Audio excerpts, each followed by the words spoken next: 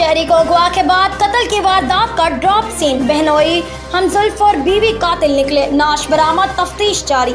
तफसीलात के मुताबिक थाना बुडियाना के इलाका फतेहपुर में मसमी रमजान ने दरख्वास्त दी कि उसके 27 साल भाई नासिर अली को उसकी बीवी नासरा बीबी ने अपने भाई शबीर हुसैन वल्द मोहम्मद हुसैन कोम अराई साकिन सोहेल, बहन नगीना जोजा इजाज कोम अराई सकना सोहेल हाल फतेहपुर और बहनों इजाज वल्द मलिक शरीफ कोम मालिक साकन ओकाड़ा हाल फतेहपुर से मिलकर कत्ल करने की नीयत से अगवा कर लिया है, जिस पर फौरी तौर पर अगवा का मुकदमा दर्ज रजिस्टर किया गया और तफ्तीश मुकदमा अमल में लाई गई।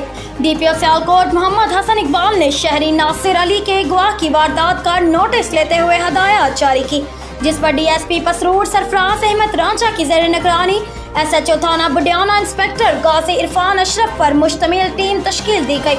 पुलिस टीम ने जदीद साइंटिफिक तरीके से तफ्तीश अमल में लाते हुए घर की सीढ़ियों के नीचे छुपाई गई मकतूल की नाश को बरामद कर लिया गया, जो नाश को बढ़ाए पोस्टमार्टम अस्पताल मुंतकिल कर दिया गया है। कत्ल की बाबत मजीद तफ्तीश जारी है।